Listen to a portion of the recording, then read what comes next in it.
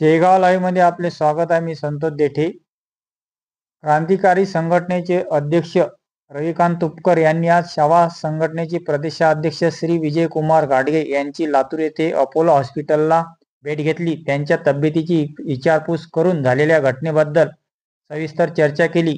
विजयकुमार घाडगे यांना झालेली मारहाण खूप दुर्दैवी आहे व निषेधार्थ आहे। मारहाण करणाऱ्यावर कठोर कारवाई झाली पाहिजे अशी मागणी त्यांनी यावेळी केली। काय नेमकी चर्चा झालेली आहे, काय एकूणच या गोष्टीवर तुमचं म्हणणं आहे? विजयकुमार घाडगे पाटील हे छावा संघटनेचे प्रदेशाध्यक्ष आहेत आणि चळवळीतलं एक नेतृत्व आहे, आमचे मित्र आहेत। त्यांना जी काही मारहाण लातूरमध्ये राष्ट्रवादीच्या युवा कार्यकर्त्यांकडून झाली ही अत्यंत दुर्दैवी आहे आणि महाराष्ट्रातल्या प्रत्येक माणसाला या घटनेबद्दल वाईट वाटलेलं आहे। चळवळीतल्या लोकांना समजून घ्यायचं असतं, त्यांचे प्रश्न समजून घ्यायचे असतात, त्यांचं म्हणणं ऐकून घ्यायचं असतं आणि सत्ताधारी पक्षात काम करणाऱ्या कार्यकर्त्यांनी किंबहुना नेत्यांनी खूप संयमाची आणि शांततेची भूमिका घेतली पाहिजे या मताचे आम्ही आहोत। आम्ही 22 वर्ष झाले चळवळीत काम करतो, पण अशा पद्धतीनं मारहाण करणं हे शोभत नाही आणि याचा निषेध आम्ही केलेलाच आहे पूर्ण शब्दामध्ये। आणि क्रांतिकारी शेतकरी संघटनेची भूमिका हीच आहे, आम्ही लोकशाही मानणारे लोक आहोत। आज विजयकुमार घाडगे पाटलांची भेट घेतली, त्यांच्या तब्येतीची चौकशी केली। त्यांना मी सांगितलं पहिले तब्येत महत्वाची आहे आणि मग बाकीच्या गोष्टी सगळं चळवळी होत राहतील, राजकारण होत राहील, पण तब्येतीची काळजी घ्या। आपण जिवंत आहे तर आपण सगळं काही करू शकतो, पण आपल्यालाच काही एखादी जखम किंवा इजा मोठी झाली तर मग आपल्याला अडचणी येतील। मी त्यांच्याशी बोललो त्या दिवशी घटना होण्याच्या अगोदरच 1.5-2 तासाआधी त्यांचं माझ्या एका विषयावर बोलणं झालं होतं आणि घटना ऐकून मी खूप शॉक झालो। महाराष्ट्रातल्या सगळ्याच लोकांना वाईट वाटलेलं आहे।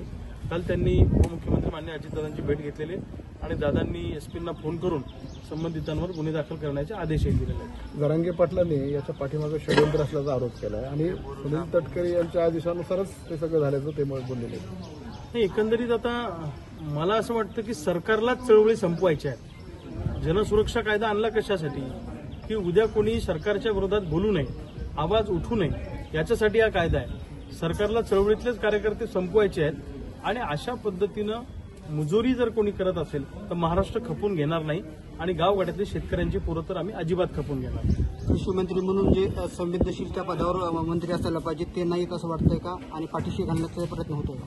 कृषी मंत्री कोकाटे साहेबांना मान्य अजितदादांनी वेळोवेळी तंब्या दिलेल्या आहेत, परंतु त्यांचं काही ते थांबत नाही। घाडगे पाटलांशी जेव्हा आता बोलणं झालं तेव्हा त्यांनी सांगितलं की अजितदादांनी सांगितलं की मंगळवारपर्यंत मी निर्णय घेतो त्यांच्या राजीनाम्यासंदर्भात किंवा कारवाईच्या अनुषंगानं। मला असं वाटतं कृषी मंत्री हे खूप महत्वाचं पद आहे। महाराष्ट्रातला शेतकरी आज अडचणीत आहे। कृषी मंत्री हा खूप संवेदनशील माणूस असला पाहिजे। सामान्य माणसाचं बोलणं ऐकून घेणं, त्यांच्या समस्या ऐकून घेणं, त्यांना आधार देणं असं काम कृषी मंत्र्याचं पाहिजे, पण दुर्दैवाने तसं घडताना दिसत नाही। त्यामुळे महाराष्ट्रातला शेतकरी अस्वस्थ आहे। आज हुमणी अळीनं सोयाबीन उद्ध्वस्त झालेलं आहे। सोयाबीन कापसाला गेल्या 4 वर्षामध्ये भाव नाही। दुसऱ्या बाजूला पीक विमा शेतकऱ्यांना मिळायला तयार नाही। बँक 30-40% पुढे पीक कर्ज वाटप करायला तयार नाही। अशा अवस्थेमध्ये शेतकऱ्यांना दिलासा देण्याच्या ऐवजी जर मंत्र्यांचाच राजीनामा घेण्यामध्ये आम्हाला चळवळी कराव्या लागत असतील तर न्याय मागायचा कुणाकडे? कुंपण शेत खात असेल तर न्याय कुणाकडे मागायचा? मला असं वाटतं छत्रपती शिवाजी महाराजांच्या नीतीनं जर हे सरकार राज्यकारभार करतं असं म्हणत असेल तर छत्रपती शिवाजी महाराजांनी आज असते तर शेतकऱ्याच्या बाजूने उभे राहिले असते आणि या सरकारचा कडेलोट केला असता। कृषी मंत्र्याचा राजीनामा घ्यायला हवा का? 100% घेतला पाहिजे त्यात काय? आणि नुसतं कृषी मंत्र्याचा नाही घेतला पाहिजे। अनेक मंत्री मस्तीत वागतात महाराष्ट्र सरकारमधले, निष्क्रिय आहेत। सत्तेतून पैसा आणि पैशातून सत्ता असं त्यांचं धोरण सुरू आहे। अनेक मंत्र्यांचा राजीनामा घेतला पाहिजे। अनेक आमदार मस्तीमध्ये वागतात, सत्तेतल्या लोकांची भाषा मगरुरीची आहे। त्यामुळे त्यांना मला असं वाटतं मुख्यमंत्र्यांचा धाक कमी झालेला आहे आणि कायद्याचं राज्य संपत चाललेलं आहे।